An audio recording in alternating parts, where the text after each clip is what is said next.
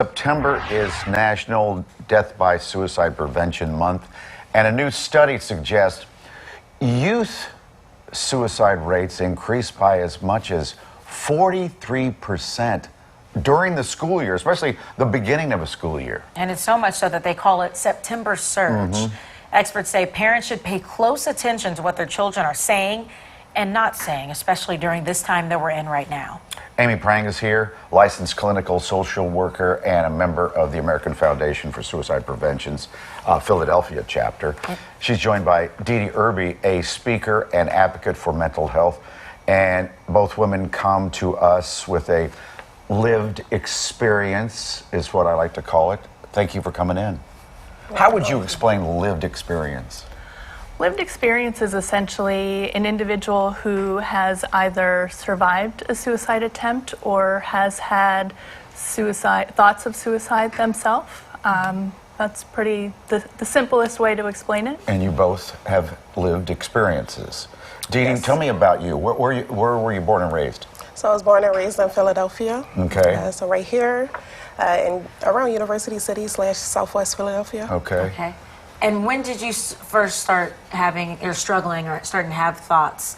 How old were you? Well, I've been a person with lived experience for almost all my life because I have multiple diagnoses of mental health. So all of that came into play, but when I started to deal with suicidal ideation, it was around my early teen years. Early teen years. Wow. And what was it that was happening, or what was it? Did people start to notice?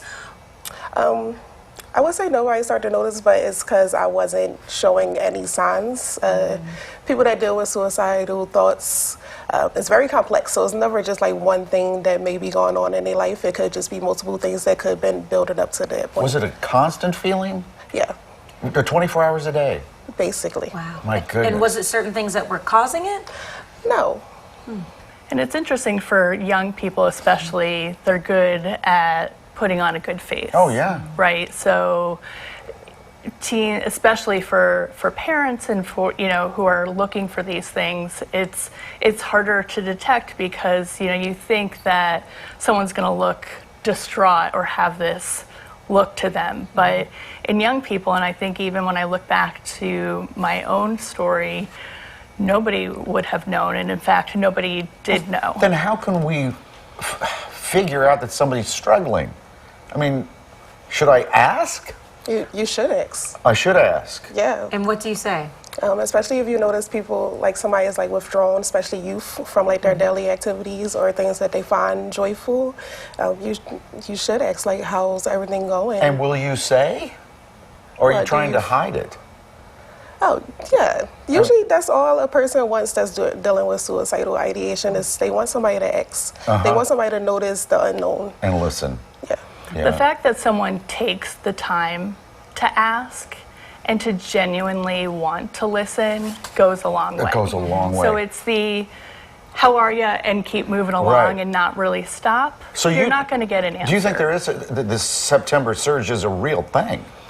It is. The hypothesis is that there's a lot of changes. So it's different for adults. We see a surge probably more in the spring, summertime. But for youth, there's a lot of transitions. So there's transitions from the end of the freedom of summer. There's the back to school pressures. It sounds like it's mostly back to school.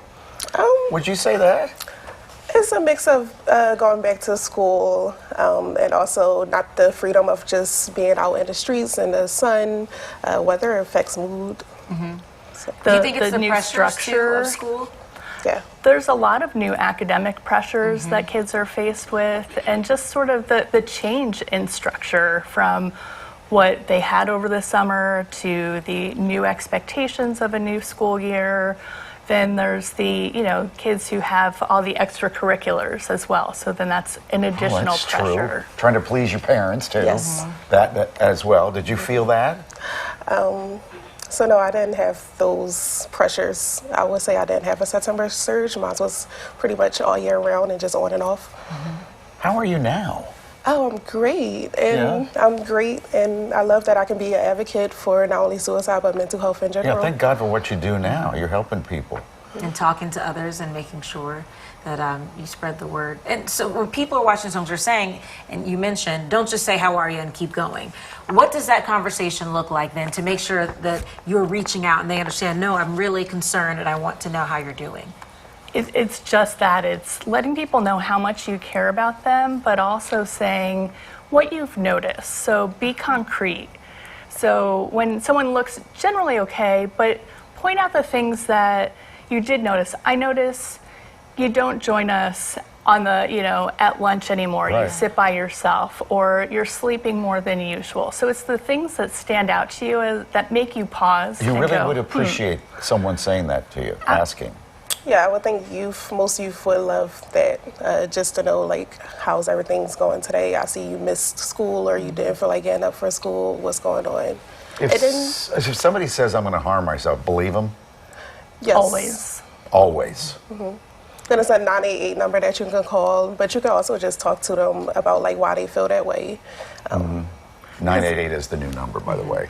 And the thing is that even if somebody doesn't have the intent or actually want to follow through, it's about their attention needers. There's a hurt going on it's there.